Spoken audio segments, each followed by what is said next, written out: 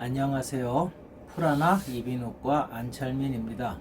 오늘은 그 목소리 중에서 특히 노래할 때 그 소리를 내는 그 성역이 있죠.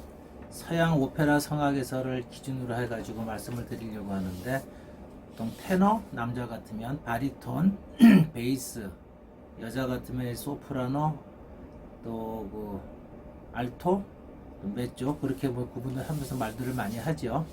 그런 각각의 성역별로 소리의 특징이 어떻게 다른지에 대해서 의학적으로 성대와 그 공간에 대한 음성학적인 관점에서 설명을 좀 드려볼까 합니다.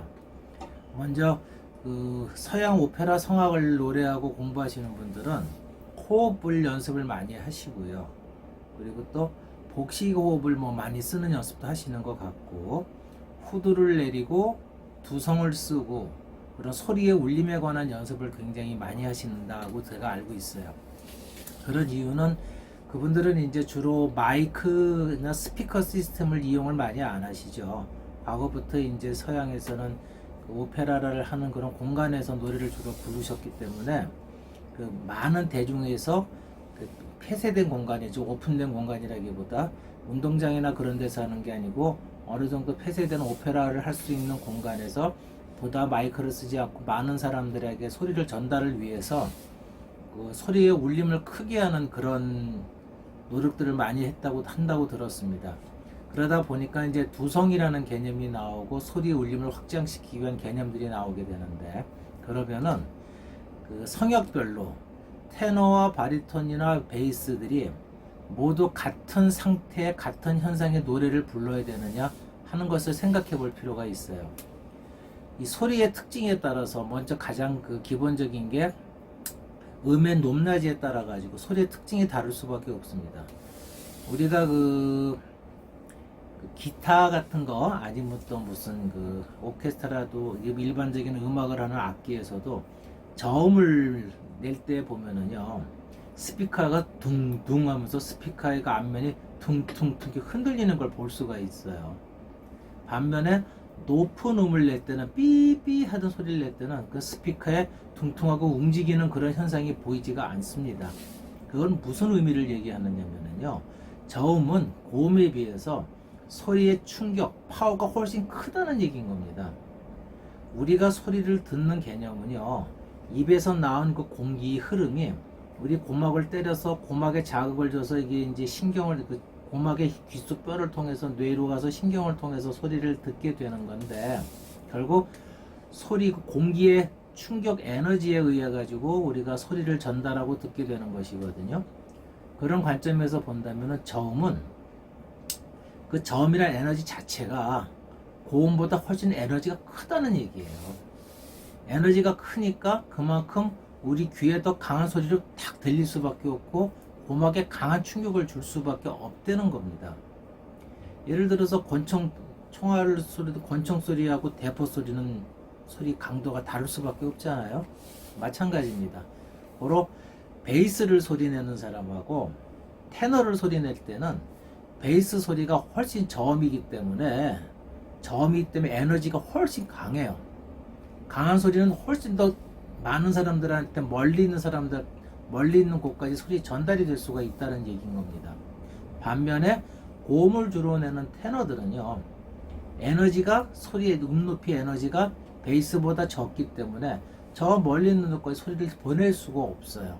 그래서 고음을 내는 영역에서 테너나 소프라노 등에서는요, 소리 자체의 음의 높이로 인해서 에너지가 적기 때문에 소리의 울림을 증폭시킬 필요가 있는 거죠.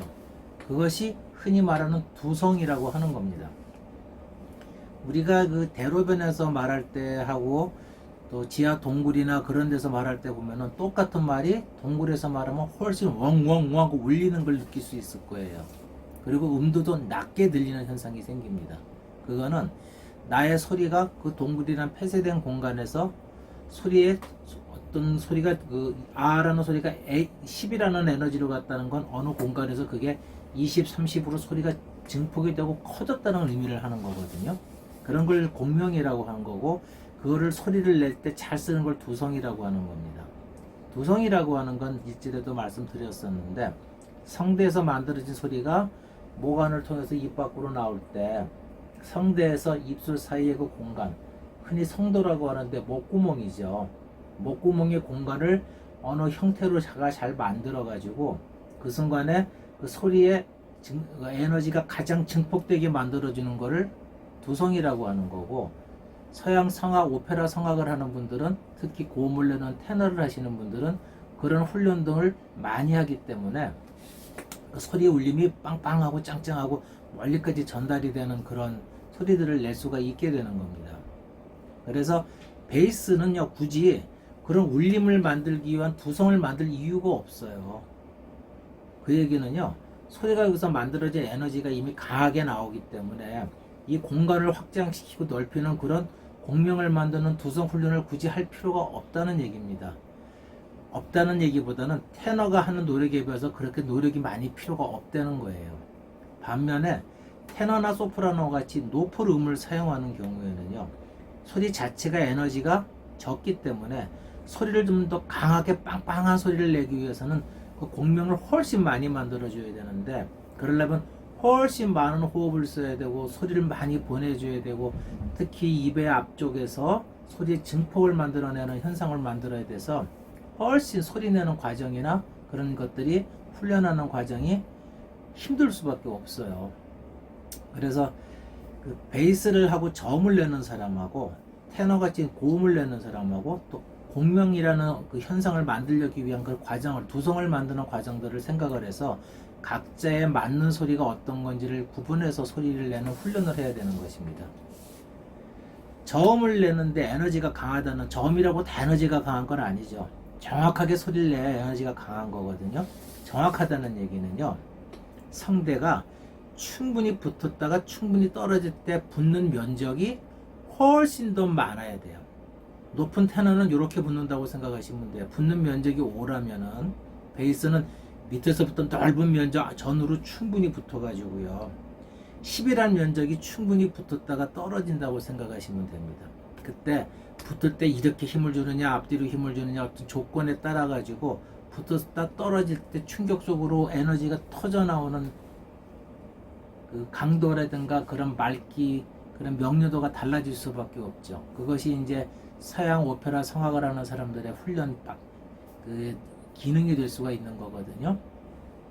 반면에 테너 같은 경우는 베이스나 바리톤에 비해서 접촉면이 적을 수밖에 없어요. 적으니까 그만큼 소리가 약한 거죠. 그래서 약한 소리를 그 위에 공간에 공명하는 두성을 쓰는 공간에서 확장을 시키고 두성을 쓰고 소리를 울림을 만들어주는 그런 노력을 따로 해줘야 되는 겁니다.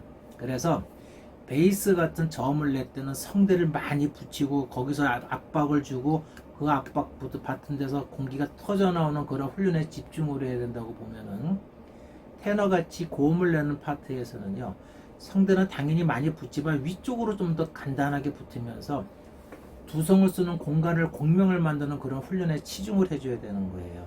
그러니까 저음을 강하게 잘 내는 경우하고 고음을 잘 내는 경우에, 또 저음이 필요로 한 경우와 고음이 필요로 한 경우에는 두성과 공명을 만들어내는 그런 작업 자체가 달라질 수밖에 없다는 겁니다.